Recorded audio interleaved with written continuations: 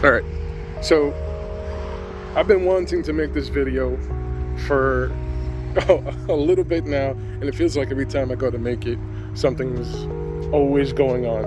So I'm just gonna set it up, and however it falls, and I'll edit it however it comes out. I'm trusting in the Lord, because man, it's like every single time I'm just praying that the Lord uses it to minister to somebody. So this is 4 common struggles that every new believer experiences when they give their life to the Lord. And I have to give credit to a blog post by a Caleb Moore. He set this up back in like 2016. I read the blog the other day. Phenomenal. I'll see if I can link that in the video description so you guys can read it. I'm not gonna verbatim quote what he said, but the main points I'm gonna try to hit as I walk along. Number 1 thing that a lot of new Christians end up dealing with, and I believe I dealt with this definitely, is staying consistent. That is one of the biggest problems that I've seen with new Christians, new believers, when they first come to faith. It's the struggle to stay consistent. And I believe there's a big reason why he writes this, Caleb Moore, in this, and definitely what I felt as a new believer is you start off with this very big spiritual high, right? You come to a place of giving your life over and you're excited, and it's everywhere you go, you want to minister the gospel to your friends, family, loved ones, co-workers. You don't care. At that point, you're preaching to trees and rocks and birds and whoever is willing to listen. You're just spitting it out left and right. Like you're going off of that high. But then what happens is you end up kind of having a slope, like a downward spiral in the excitement. I think what's important is after you have that very exciting moment, to understand that now you have to continue and stay consistent in it. But it's not always about just the physical feeling of what you experience when you first give your life over to the Lord, because you're not always going to feel that. But you are not told this when you first give your life over.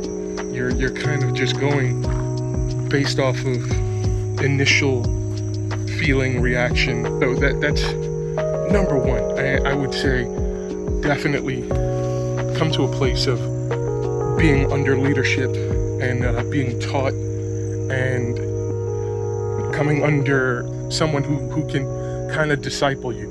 And discipleship is definitely something that's lost within a lot of churches nowadays, unfortunately.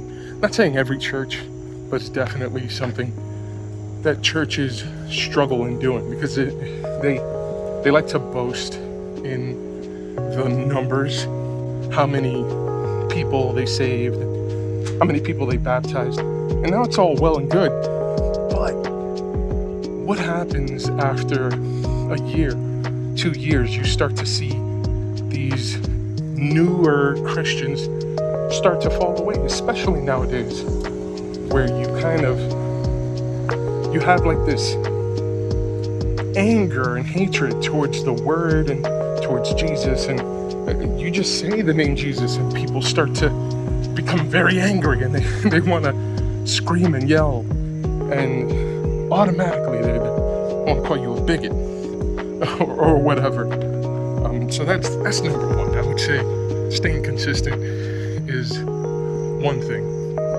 Number 2, I would say, is actually getting into reading. reading your word, learning theology. Theology, for new believers, that's just the study of the Bible. And it's very important to learn what the Bible actually says, because it's going to help you to decipher good and bad teaching within churches. Because unfortunately, not every pastor is out here giving proper teaching of the word. I know that's scary. It is very scary, but I want you to know this. Not every pastor that you see out there is actually giving proper teaching. And it's possible that that pastor was not taught properly either. But that's not every church. But it's important for you to come to a place of learning the word for yourself and not just going based off of what the pastor, preacher, YouTuber, or your friends say. You have to come to a place of being able to read the word for yourself and wanting to know it for yourself. So that's number 2. So I would say that number 3, very important thing and another struggle for a lot of new believers is being confident in prayer, because prayer is very important in any Christian's walk. And if you have a fear of praying, that's definitely gonna cause some issues down the line. And I know it's scary. I know you don't know the ins and outs of prayer. Best Bible verse to read, and I don't know it verbatim, I'll put it up because I'm not good at memorization. I'm good at knowing what the Bible says in key points. Memorizing is not something that I have a strong suit in, but definitely also get into going to prayer services. It's going to help tremendously to know kind of just basics of what it is to pray. Number 4 thing that a lot of new believers come into struggling with, and that's returning to their old lifestyles, because you are looking for something familiar, something consistent, and you have like this itch, that's the flesh that's pulling you to want to go back to the old ways of doing things. Your old lifestyle is not who you are anymore, and trying to hold on to and clinging to that life, you can no longer do that because you gave your life to the Lord. So now God is calling you to something better, something greater, something deeper.